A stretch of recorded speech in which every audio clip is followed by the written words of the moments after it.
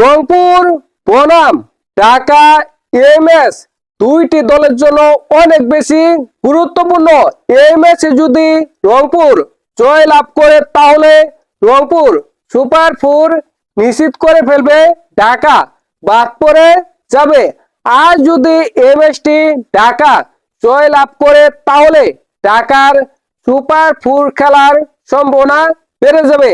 ঢাকার বাকি থাকবে আরেকটি ম্যাচ, ওই ম্যাচে ঢাকা জয় লাভ করতে হবে এবং কি রংপুরের আরেকটি ম্যাচ বাকি থাকবে, ওই ম্যাচে যদি রংপুর হেরে যায় তাহলে ঢাকা সুপার ফোর খেলতে পারে, সেই সম্ভাবনা টিকে থাকবে।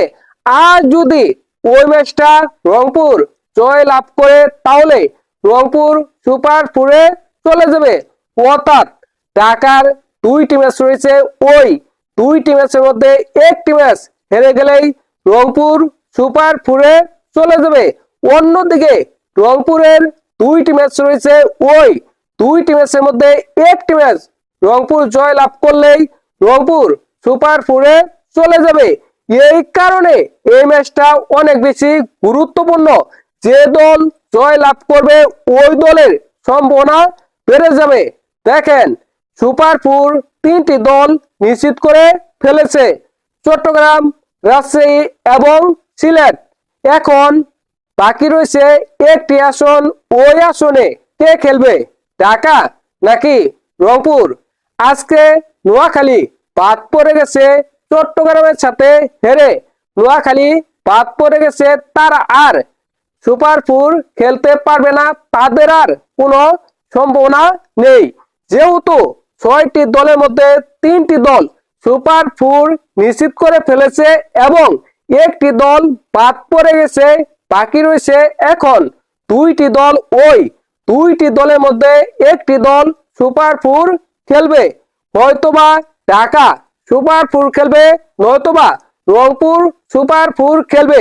এখানে রংপুরের সম্ভাবনা বেশি, কিন্তু এই ম্যাচটা যদি রংপুর বিশাল ব্যবধানে ঢাকার কাছে হেরে যায়, ঢাকা যদি বিশাল ব্যবধানে জয় লাভ করতে পারে, সেক্ষেত্রে ঢাকার সুপার ফোর খেলার সম্ভাবনা বেড়ে যাবে, অনেকটা বেড়ে যাবে। এই ম্যাচে কোন দল জয় লাভ করতে পারে, কোন দলের জয় লাভ করার সম্ভাবনা কেমন।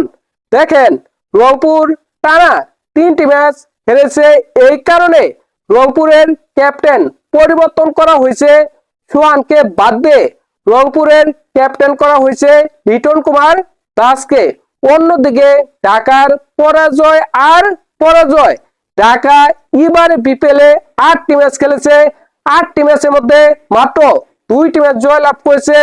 অন্যদিকে রংপুর এবারে বিপিএলে 8টি ম্যাচ খেলেছে, 8টি ম্যাচের মধ্যে 4টি ম্যাচ জয় লাভ করেছে। রংপুরের বাকি রয়েছে 2টি ম্যাচ, ওই 2টি ম্যাচের মধ্যে একটি ম্যাচ জয় লাভ করলেই রংপুর সুপার ফোরে চলে যাবে। এই ম্যাচে কে জয় লাভ করবে গুরুত্বপূর্ণ। এই ম্যাচে কোন দলের সম্ভাবনা কেমন, ব্যাটিং এ কোন দল এগিয়ে রয়েছে, বোলিং এ কোন দল এগিয়ে রয়েছে, তা নিয়ে আলোচনা করব। দেখেন, রংপুরের ব্যাটিং এ রয়েছে কাইল মাস, অসাধারণ ব্যাটার, দুর্দান্ত ব্যাটার রয়েছে লিটন কুমার দাস, এবারে বিপিএলে খুব ভালো ফর্মে নেই। রয়েছে ডেভিড মালান, তৈত্রী হৃদয় অসাধারণ খেলতেছে, তৈত্রী হৃদয় এবারে বিপিএলে জাস্ট অসাধারণ। রয়েছে মাহমুদুল্লাহ এবং নুরুল হাসান সোহান, এরা অসাধারণ ব্যাটার, কিন্তু এবারে বিপিএলে সোহান খুব ভালো খেলতে পারতেছে না, এটা বলা যায়। অন্যদিকে ঢাকার ব্যাটিং বিভাগে রয়েছে উসমান খান, আল মামুন, সাইফ হাসান, মোহাম্মদ মিথুন এবং নাসির হুসেন। নাসির হুসেন অসাধারণ ব্যাটিং করতেছে এবারের বিপিএলে এবং অসাধারণ বোলিং করতেছে এবারের বিপিএলে। নাসির হুসেন অসাধারণ ব্যাটার, অসাধারণ বোলার, অসাধারণ অলরাউন্ডার, এ নিয়ে কোনো সন্দেহ বা সংশয় নেই। ব্যাটিং এর কথা চিন্তা করলে অবশ্যই ব্যাটিং এ রংপুর এগিয়ে রয়েছে, অনেক বেশি এগিয়ে রয়েছে, কিন্তু রংপুর টানা 3টি ম্যাচ হেরেছে, এই কারণে রংপুরের মনে কিছুটা হলেও ভয় রয়েছে।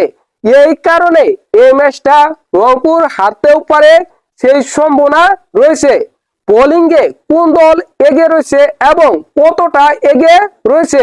রংপুরের বোলিং বিভাগ অসাধারণ, ভয়ঙ্কর, দুর্দান্ত তাদের বোলিং বিভাগে রয়েছে মুস্তাফিজুর রহমান, নাহিদ রানা, তাছাড়া রয়েছে আকিব জাভেদ এবং স্পিন বিভাগে রয়েছে আল ইসলাম, রাকিবুল হাসান।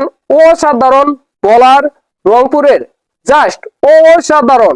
অন্যদিকে ঢাকার বোলিং বিভাগে রয়েছে ইমাদ ওয়াসিম, নাসির হুসাইন, তাইজুল ইসলাম, সাইফ হাসান। বোলিং এর কথা বিবেচনা করলে এখানে রংপুর স্পষ্ট এগিয়ে রয়েছে, অনেক বেশি এগিয়ে রয়েছে।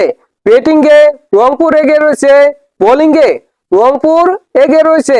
এখন কথা হলো কোন দলের জয়লাভ করার সম্ভাবনা কেমন এবং কত পার্সেন্ট? ঢাকার জয়লাভ করার সম্ভাবনা 40%, অন্যদিকে রংপুরের জয়লাভ করার সম্ভাবনা 60%।